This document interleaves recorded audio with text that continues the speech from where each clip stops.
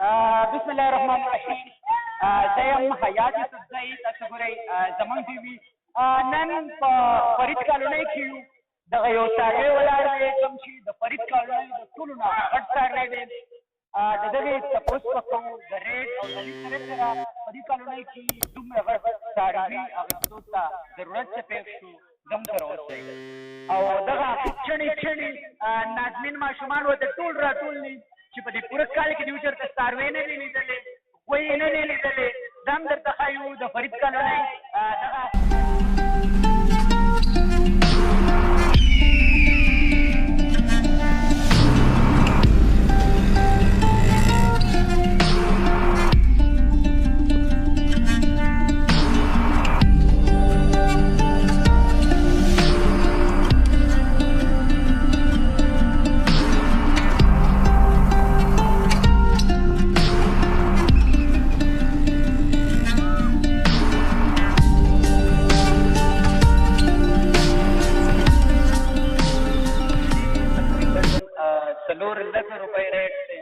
فرید کالونۍ د ټولو نه غټ څاروی دی.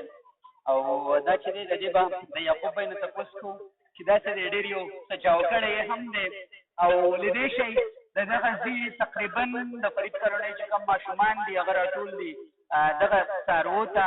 نو موږ وي چې تاسو سره هم دغه څاروي راغلي دي.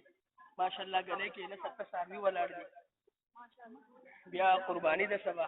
نو زړه مو خود خفه کېږي چې دومره ورځې وساتو. بیا مو عادت شي راته سردار ولي راکره ولاړ دی. د دغه څاروو ډېر خدمت یې کړی دی. د یوې میاشتې دغه څاروي ساتلی دی. څاروي ګران هم دي. یوه میاشت خرچه دې هم وکړه. څه څه دې خورول دی؟ السلام علیکم بھائی دغه یو څاروی چې دی دا مو په 5 लाख راوستی دی او هغه مو په 2,15,000 راوستی دی. او بل څاروی چې دی هغه تقریبا 120. الحمدلله هر کال مونږه ښې قرباني کوو. او دا ډېره مستحقه غریبه علاقه ده. د الله د رضا دپاره مونږ وایو چې د ښه نه ښه شی راولو او چې د الله په در کې قبول شي. نور د دې مونږه ډېر خدمت کړلی. تقریبا د 1.5 میاشت نه مې خدمت کړلی. د دې یو د هغه یو په دې باندې سیبونه مونږه خوړل دي. اوس د هغې نه علاوه ښه خدمت مو ولې وکړو.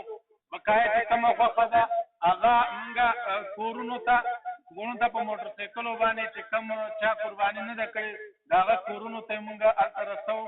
کوشش او په دې باندې مونږ ډېر خوشحاله یو. کوشش کوو چې بل کال د دې نه هم ښه قرباني مونږ وکړو. ما چې یو میاشت خدمت وکړي بیا ورسره د سړي مینه پیدا شي او بیا به چوړکۍ راکاږي څنګه په زړه کې به دې څه وي؟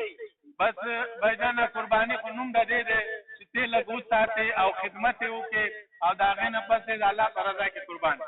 ډېره مننه. په دغه علاقه کې دا د ټولو نه ګران څاروي دی.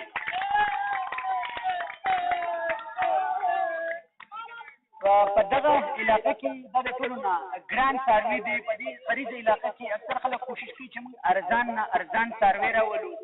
څه میسج ورکوي دغه خلکو ته؟ بس دا دی چې کمزوری راولې نو هغه خو کمزوری مونږ وایو چې ښه نه ښه شی راولو او د الله په رضا کې قربان کړو. او غوښه مطلب تقریبا یو جوړي کې چې وړوکې راولې غټ راولې غوښه د هغې نه زیاته مین مقصد دی چې دا غوښه زیاته وي او د خلکو کورونو ته ورسي. ډېره مننه. دا هغه څاروی دی چې 15 लाख روپۍ ریټ یې دی. او انشاءالله د سبا ورځې نه پس په دغو کې د دې خلکو مالک دی د ولي بی روډ یعقوب هغه راسره دی. یعقوب خانه په دغه ګلۍ کې تقریبا 6 کورونه یو څاروی راولي. تاسو به یوازې 4 څاروي راولئ بیا د هغې ریټ هم 4 लाख کوي 15 लाख کوي. دغه غریبو خلکو ته د دې نه تاسو څه میسج ورکوئ؟ سروره الله پاک دې زموږ دا قرباني قبوله کړي.